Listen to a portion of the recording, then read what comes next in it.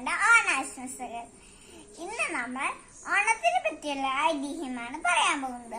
പണ്ട് കേരളത്തിൽ മഹാബലി വളരെ നല്ലൊരു രാജാവുണ്ടായിരുന്നു.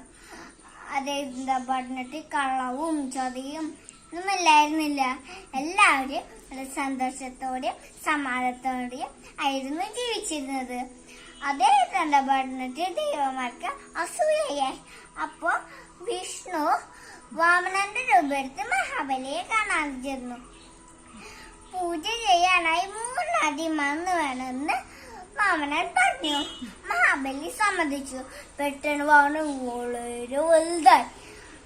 1ാമത്തെ അടി വെച്ച് ഭൂമിയും 2ാമത്തെ അടി വെച്ച് ആകാശവും വാമനൻ നിലനിർത്തുന്നു. 3ാമത്തെ അടി വെച്ച് മഹാബലി വാക്ക് തെറ്റിക്കാതെ മഹാബലി തന്റെ തല കുതിച്ചു കൊടുത്തു. വാമനൻ മഹാബലിനെ കാലുകൊണ്ട് ചവിട്ടി പാതാളത്തിക്ക്. അതിനു മുമ്പ് അദ്ദേഹം ഒരു ആഗ്രഹം പറഞ്ഞു. എല്ലാ കൊല്ലവും ജനങ്ങളെ കാണാൻ വരണം എന്ന് പറഞ്ഞു. വാമനൻ സമ്മതിച്ചു. അങ്ങനെ